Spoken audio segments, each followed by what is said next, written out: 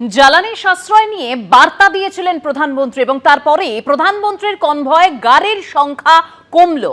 হায়দ্রাবাদের প্রধানমন্ত্রীর বক্তব্যের পরেই তার কনভয়ে গাড়ির সংখ্যা অন্তত 50% কমানো হয়েছে বলে খবর পাওয়া যাচ্ছে। আরো বিস্তারিত আমাদের প্রতিনিধি বিজেন্দ্রর কাছ থেকে জানবো। বিজেন্দ্র, দেবস্মিতা, প্রধানমন্ত্রীর বার্তাতে স্পষ্ট দুটো অংশ ছিল। এক ছিল কি বিদেশে যে ফরেন এক্সচেঞ্জ চলে যাচ্ছে, যখন আমরা ফরেন ট্রাভেলে যাচ্ছি বা সোনা কেনা হচ্ছে বিদেশ থেকে, তখন ইন্ডিয়ার যে ফরেন রিজার্ভ রয়েছে সেটা কমে যাচ্ছে। সেটার জন্য প্রধানমন্ত্রী বলেছিলেন যে সোনা কম কেনার জন্য এবং বিদেশে ভ্রমণে যেন কম যেতে হয়, জরুরি থাকলে যাওয়া হয়, সেটাও তিনি বলেছিলেন। অন্যদিকে ডোমেস্টিকের ক্ষেত্রে তিনি কি বলেছিলেন, যে খরচ কমাতে হবে, অর্থাৎ কস্ট কাটিং করতে হবে, কিছু অস্টেরিটি মেজারের কথা তিনি বলেছিলেন।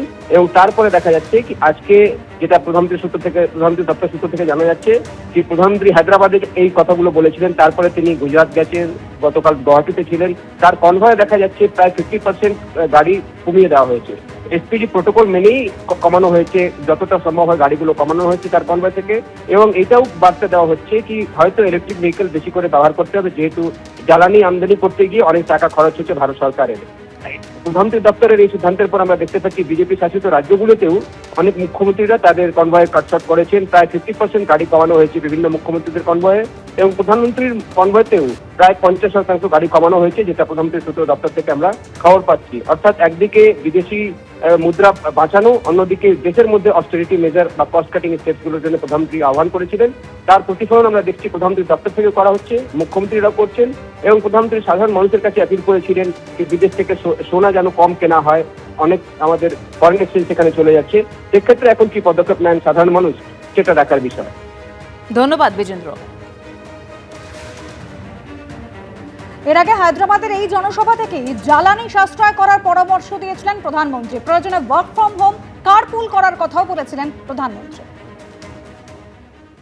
आज जो संकट है उसमें हमें विदेशी मुद्रा बचाने पर भी बहुत जोर देना होगा।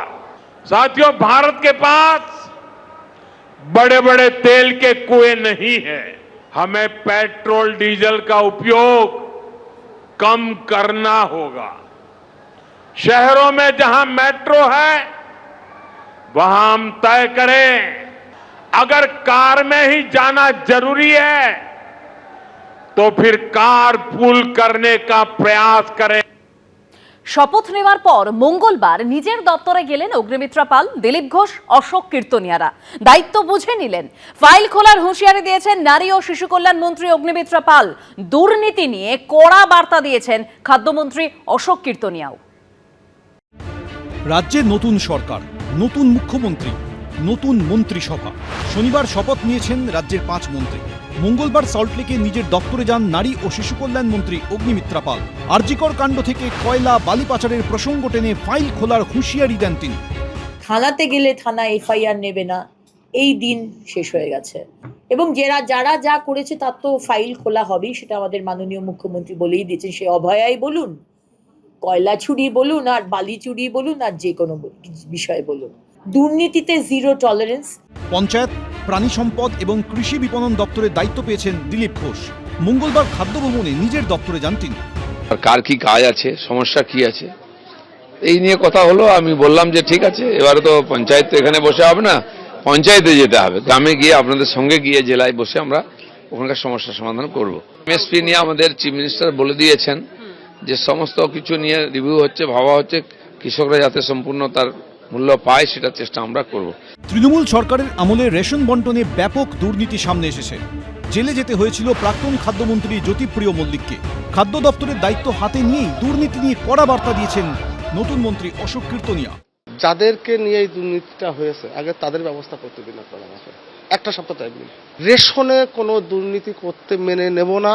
যে কাটমানি এখনো যাচ্ছে সে কাটমানি পুরো সম্পূর্ণ রূপে এই ব্যবস্থা থেকে বন্ধ করবো। রাজনৈতিক নেতারা তো দুর্নীতি করেছে, তাদেরকে যারা দুর্নীতি করতে সাহায্য করেছে তাদেরকে ছেড়ে দেবো আমি? আপনার কি মনে হয় অতটা ভালো মানুষ অশোক কীর্তনিয়া না? সরকার পাল্টেছে, এবার কি পরিস্থিতি পাল্টাবে? অর্ণব মুখোপাধ্যায়, এবিপি আনন্দ, কলকাতা। সরকার পাল্টেছে, 3 অঙ্কের সংখ্যায় পৌঁছতে পারেনি তৃণমূল কংগ্রেস। বিরাট ভরাডুবির পরেও ঔদ্ধত্য কমছে না তৃণমূলের।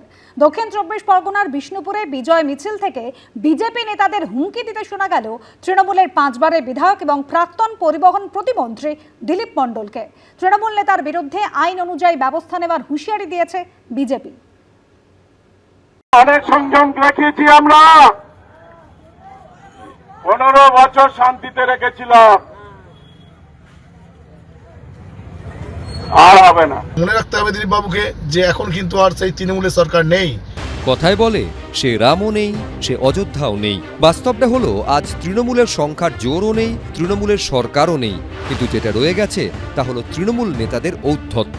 ভোটে তৃণমূলকে ক্ষমতা থেকে ছুঁড়ে ফেলে দিয়েছে পশ্চিমবঙ্গবাসী, 215 থেকে টেনে নামিয়েছে 80-তে। কিন্তু এখনো তৃণমূল নেতাদের হুমকি থামছে না। আমি যার দিকে তাকাই সে বেশিক্ষণ থাকতে পারে না। আজকের এই গেঞ্জি পড়েছি কেন? যতক্ষণ না এদের টাইট দেবো ততক্ষণ এই প্যান্ট-জামা পরে যখন ফিল্ডে নামবো এই ভাবেই আসবো।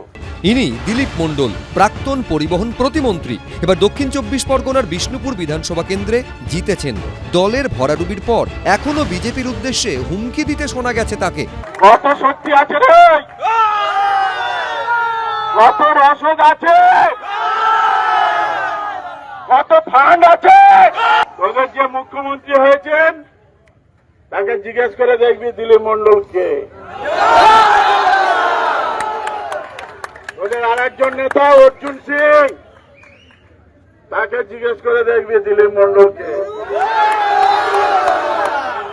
ওদের তাপস রায়, তাকে জিজ্ঞেস করে দেখবি দিলীপ মণ্ডলকে। মনে রাখতে হবে আইনের ভাষায় ওনার সাথে কথা হবে। উনি ভুলে গেছেন যে এটা কিন্তু সেই তৃণমূল সরকারের জামানা নয়, এটা একদম নতুন পশ্চিমবঙ্গ। শুভেন্দুদার নেতৃত্বে উনি যথোপযুক্ত শাস্তি পাবেন।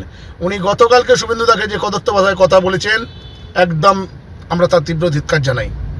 শুধু বিজেপি নয়, পুলিশের উদ্দেশ্যেও হুঁশিয়ারি দিতে শোনা গেছে বিষ্ণুপুরের জয়ী তৃণমূল প্রার্থীকে। এখানে উন্নয়ন চলছে, উন্নয়ন চলবে। শান্তি ছিল, শান্তি চলবে। এদের টাইম দিলাম 15 দিন, তারপরে আর 7 দিন। তাহলে ক্ষমতা কত বড় হিম্মত, কত বড় লড়াইয়ের লোক আছে দেখে নেবো। আমরা পুলিশকে ভয় পাই না, সঙ্গে অনেকবার লড়েছি। এটা কালীঘাটের উস্কানির বক্তব্য। একটা সাম্প্রদায়িক দাঙ্গা লাগিয়ে চারিদিকে একটা অস্থিরতার ছক তৈরি করার চেষ্টা হচ্ছে, কিন্তু তৃণমূলের এখন কেউ নেই সেরকম, বললেও কেউ করছে না। মস্তানরা তো সব আড়াল হয়ে গেছে। বিধানসভা ভোটের পর থেকে হিংসা ঠেকাতে বারবার কড়া বার্তা দিয়েছেন বিজেপির শীর্ষ নেতারা। অথচ ভোটে হেরে ক্ষমতাচ্যুত হয়েও তৃণমূলের সেই হুমকির অভ্যেস যাচ্ছে না। পার্থপ্রতিম ঘোষ, আশাবুল হোসেন, দীপক ঘোষ, এবিপি আনন্দ। এবিপি আনন্দ, এগিয়ে থাকে, এগিয়ে রাখে।